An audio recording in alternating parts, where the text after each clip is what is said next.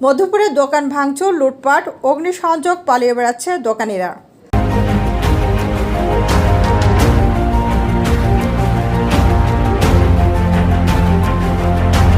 নতুন বাজার TV report করেছেন মধুপুর টাঙ্গাইল প্রতিনিধি। টাঙ্গাইলের মধুপুর উপজেলাধীন আলোকদিয়া ইউনিয়নের দক্ষিণ লাউফুলা চৌরাস্তা বাজারে দুর্বৃত্তরা হামলা চালিয়ে প্রায় 20 থেকে 25টি দোকান ভাঙচুর, লুটপাট করে নিয়ে যাওয়ার অভিযোগ পাওয়া গেছে। এদিকে দুর্বৃত্তদের ভয়ে পালিয়ে বেড়াচ্ছে দোকানিরা। জানা যায়, গত 17 আগস্ট সন্ধ্যায় একদল সন্ত্রাসী বাহিনী উক্ত বাজারে দফায় দফায় হামলা চালিয়ে দোকান ভাঙচুর ও লুটপাট করে দোকানের মালামাল নিয়ে গেছে বলে অভিযোগ করেছেন ব্যবসায়ীরা।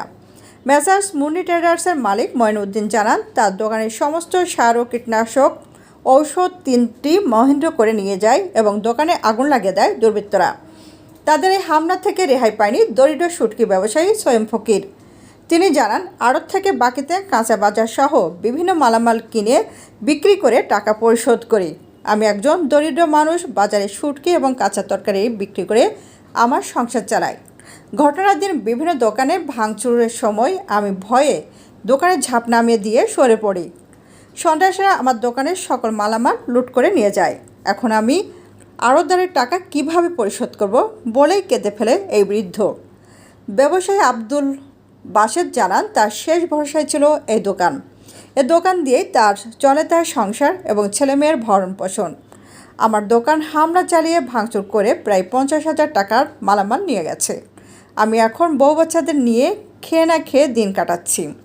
চায়ের দোকানদার আনোয়ার হোসেন জানান, তার দোকানে হামলা চালিয়ে ভাঙচুর করে ব্যাপক ক্ষতি করেছে। ওই দিন দুর্বৃত্তরা বাজারে প্রায় 10 থেকে 15টি দোকান ভাঙচুর করে মালামাল নিয়ে গেছে বলে জানান এলাকাবাসী। দুর্বৃত্তদের ভয়ে এখনও তারা দোকান খুলে দোকানদারি করতে সাহস পাচ্ছে না, এমনকি তাদের হুমকিতে ব্যবসায়ীরা পালিয়ে বেড়াচ্ছে বলে জানা যায়।